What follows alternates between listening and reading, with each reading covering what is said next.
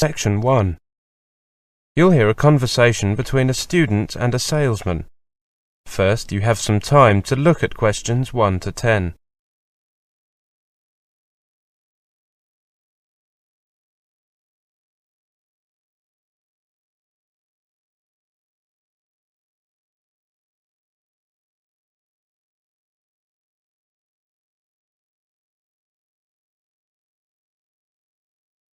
Now listen carefully and answer questions 1 to 10.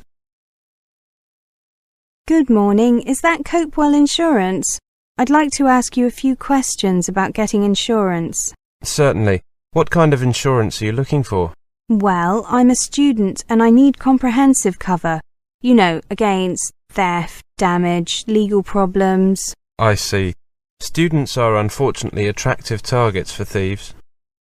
Student accommodation is a particular target because it often contains several highly portable and valuable items such as laptops.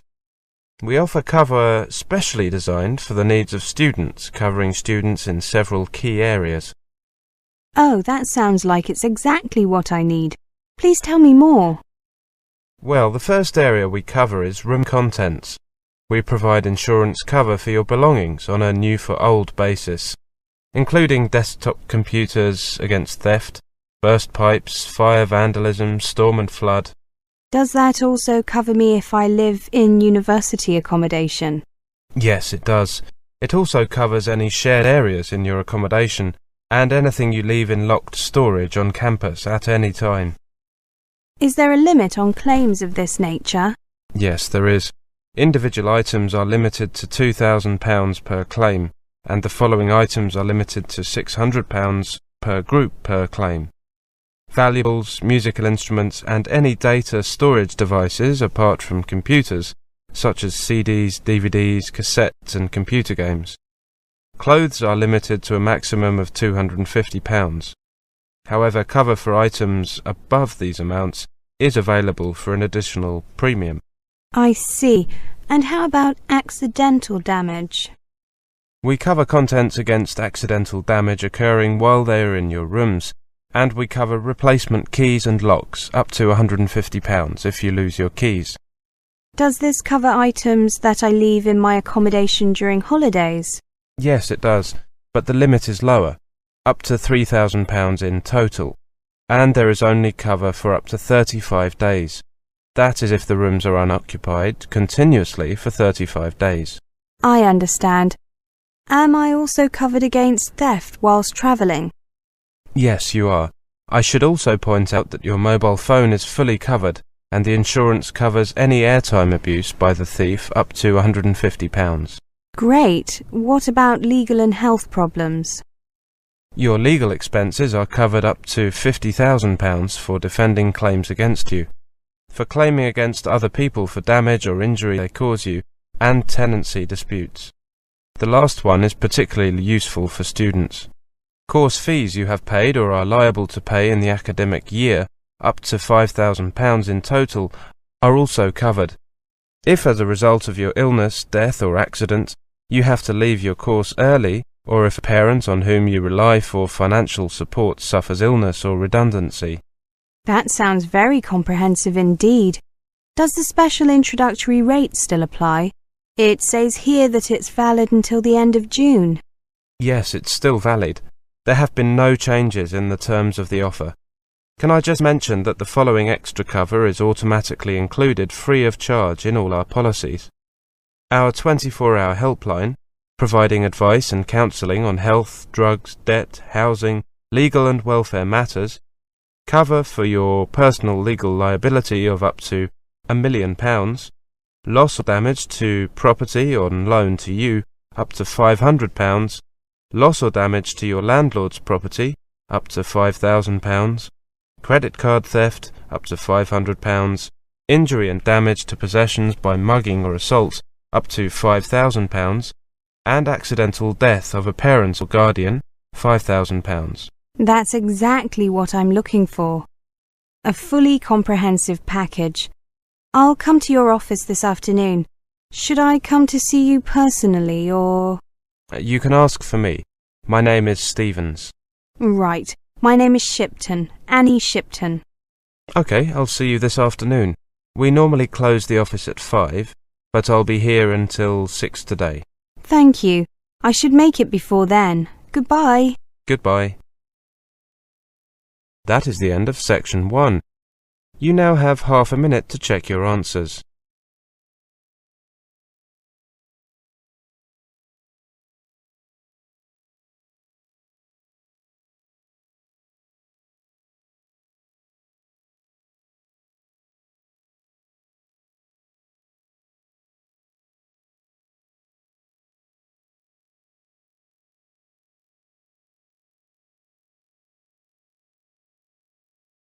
Now turn to Section 2. Section 2. You will hear a lecture. First, you have some time to look at questions 11 to 20.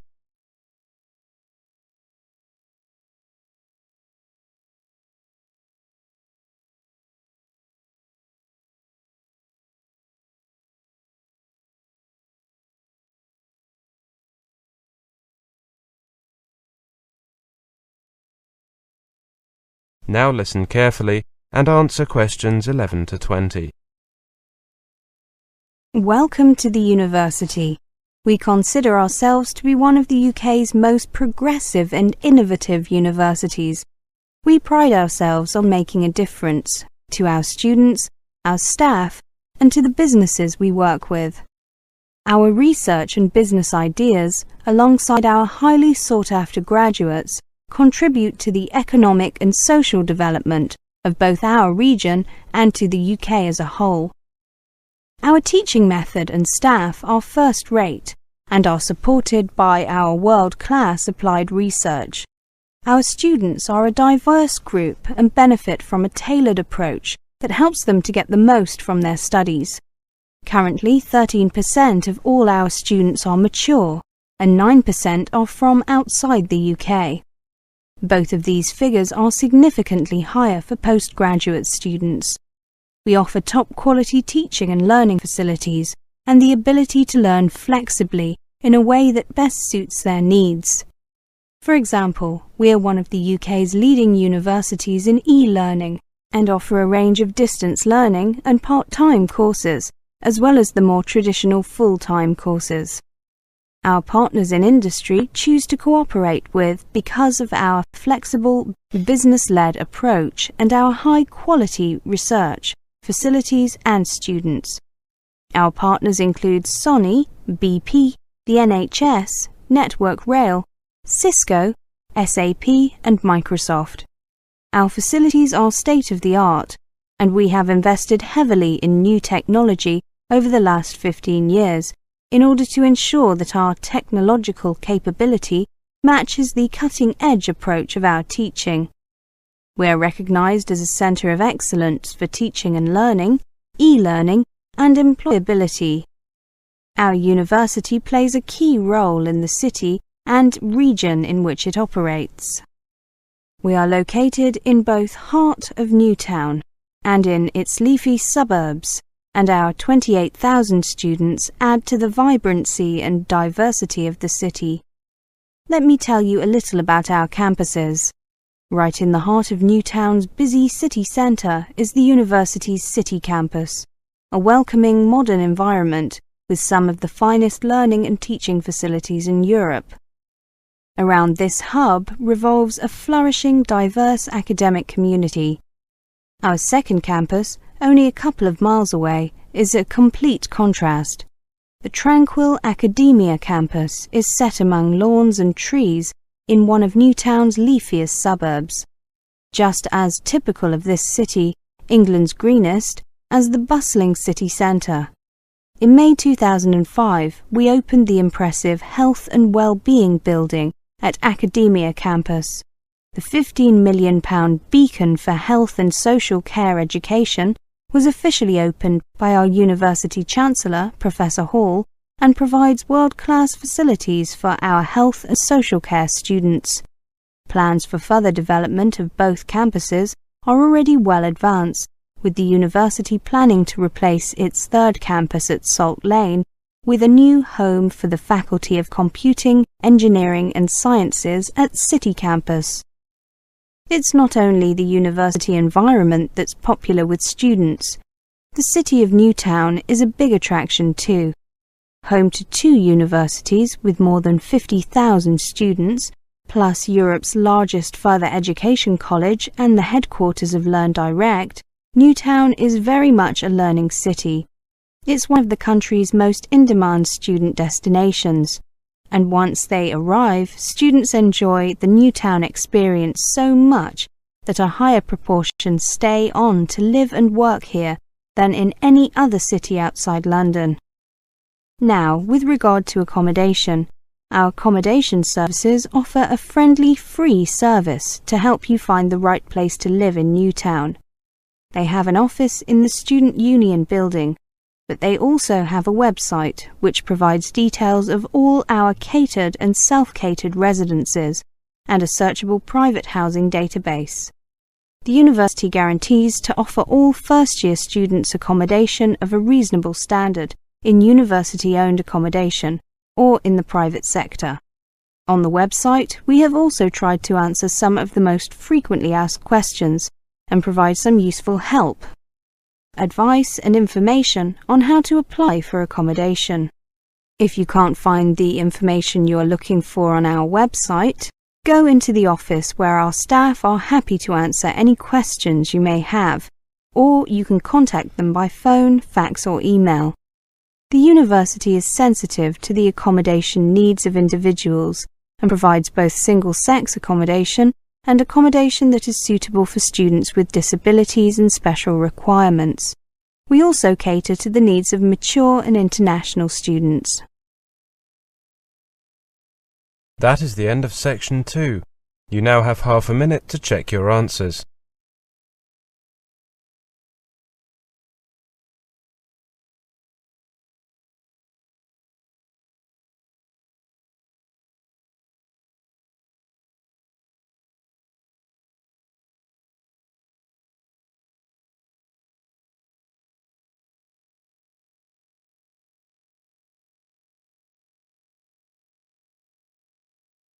Now turn to section 3.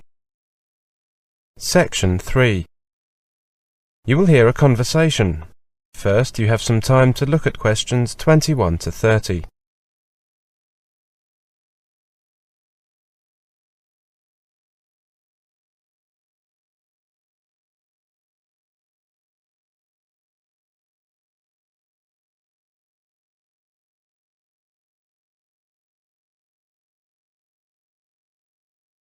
Now listen carefully and answer questions 21 to 30.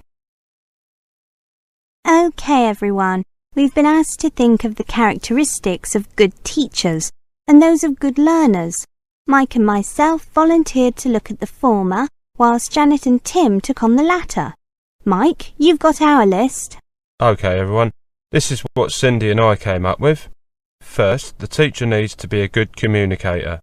The teacher needs to be able to speak clearly and to explain what things mean. Taking this idea a bit further, the teacher should have an interesting voice. Schoolwork is often boring enough without having a teacher with a boring voice. Yes, the teacher should sound interested in the subject. This might help the students to be a bit more lively and interested. We also thought that a good teacher should get to know his or her students. We don't mean that he or she should try to make friends with the students. That's generally considered a bad idea at primary and secondary schools. We mean that the teacher needs to know something of their backgrounds and their interests. The third thing is that a good teacher must know his or her subject inside out at the required level. It would be a disaster if the students knew more than the teacher. This means that the teacher must be well trained and fully familiar with the curriculum, not only at the current level he or she is teaching, but also at the previous levels, so that he or she knows what the students already know. Or at least should know. You could say that a good teacher is aware that what is taught is not always the same as what is learnt. Good point, Janet. Our next point is that a good teacher pulls you up one step at a time. They see that the gap between where you are and where you need to go is small enough to breach, so you can move up steadily, one step at a time, but large enough to signify true, real progress. Another thing is that teachers are guides, sometimes even role models for students. Much of one's character is shaped by the teachers. So, as a good teacher, you must be honest and be patient. In addition, a good teacher must dress tidily, so as to set an example and to look professional. So, Janet and Tim, over to you. Well, we come up with a whole list of things. First, a good student is active. This encompasses a wide range of things, not only getting on with the work assigned to them. For example, a good student will ask questions, particularly when they don't understand something, or for confirmation. He or she is motivated to learn and has study goals, either general goals such as getting into university, or specific goals for things that he or she wishes to learn in the next month. A good student is disciplined. Now, we don't just mean good behaviour. We mainly mean that he or she has the discipline to stick to a good study routine. This includes reviewing and previewing work. Tim will tell you what else we thought of. We also thought that a good learner focuses on finding reasons why to do something, not on reasons not to do something. Poor students usually tend to offer the immediate response, but, "Yeah, I've seen that a lot." Haven't we all?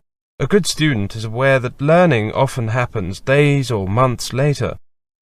It is not always linear, and it is not always immediate. He or she sees learning as a long-term project, rather than modularizing, if you like, into clusters of to-dos, example. Preparation for an exam. Many students will not do anything until about 2 weeks before a test and then cram. Then they wonder why they didn't do well. Exactly. Any other ideas? I think that a good student doesn't criticise teachers who have seen it all and done it all, and actually have a better idea of what students need. Nor do good students blame a teacher for his or her own lack of application. He or she accepts suggestions and tries to incorporate them into their learning.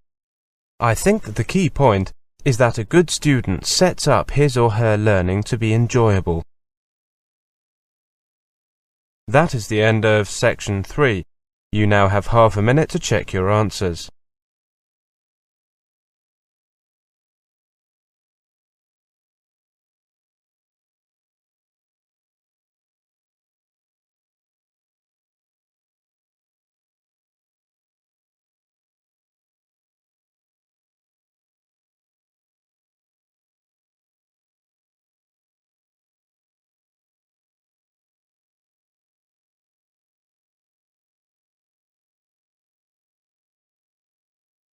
Now turn to section 4. Section 4. You will hear a presentation on writing an academic essay. First, you have some time to look at questions 31 to 40.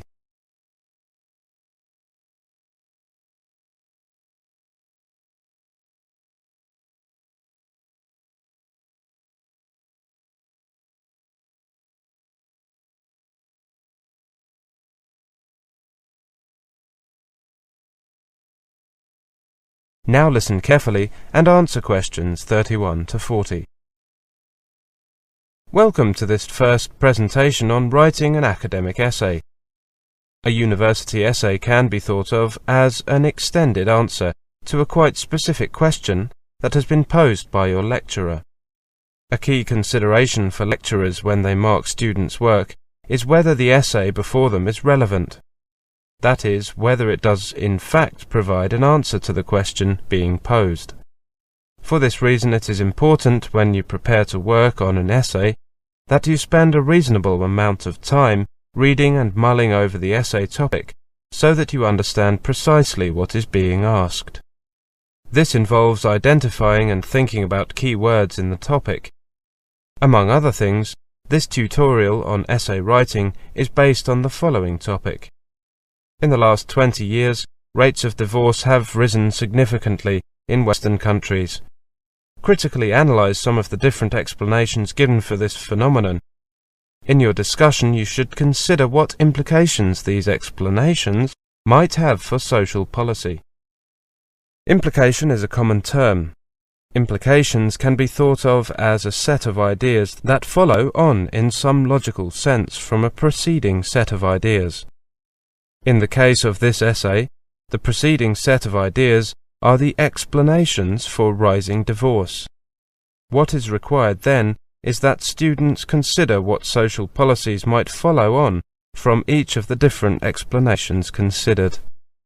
Note that the word phenomenon refers here to rising divorce. This means that the essay will need to be concerned with explaining why divorce rates have risen. Different explanations suggest that different analysts have come up with a variety of reasons for this happening. To critically analyze means to assess the value of some entity with respect to its strengths and weaknesses. This entity may be a theory, a policy, an argument, a piece of research, etc. In the case of this essay topic, what needs to be evaluated are the different explanations given for rising divorce. This proposition is central to the essay topic. Clearly, the essay will need to be concerned in a general sense with the subject of rising divorce.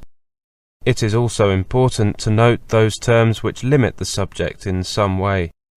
In this case, to a particular place, Western countries, and to a particular time, the last 20 years. I asked 3 different students, spent some time analyzing the divorce essay topic. On the following 3 slides, you can read each of their interpretations of the topic. After reading each, decide whether you think it is a reasonable interpretation of the topic.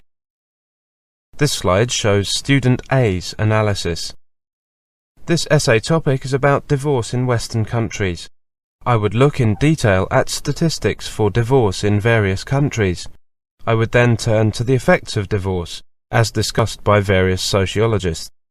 I would describe the effects divorce is thought to have on parents and on children. Then I would consider what social policy solutions there are for the problems arising from divorce. Student B wrote, "For this essay, I would focus on why rates of divorce have increased in Western countries. To answer this question, I would give my own critical explanation, focusing on what I know from experience are the reasons why couples choose to divorce. I would then interview a number of divorced people I know, asking them what the reasons were for the breakdown of their marriage. I would then consider current social policies relating to divorce and find out how well the people I interview have coped since they were divorced." And this slide tells us what student C wrote. This topic states that divorce has risen in Western countries. First, I would want to find out if this is the case by looking at statistics from a number of countries.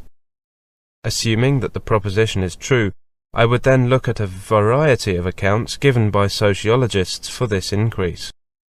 For each of these, I would consider how adequate an explanation it is. The topic seems to imply that rising divorce is a phenomenon that needs to be addressed by policymakers. I would then think about what sort of social policy positions might follow on from each explanation. Having read the 3 interpretations, in your opinion, which seems the most reasonable interpretation? Ah yes, I think you've got the answer. Of the 3 interpretations, student 3's would be closest to what is required. The student is proposing to comment on the adequacy of a range of sociological explanations for divorce, i.e., critical analysis, and then to consider what types of social policy would follow on from her explanations, i.e., implications. That is the end of section 4. You now have half a minute to check your answers.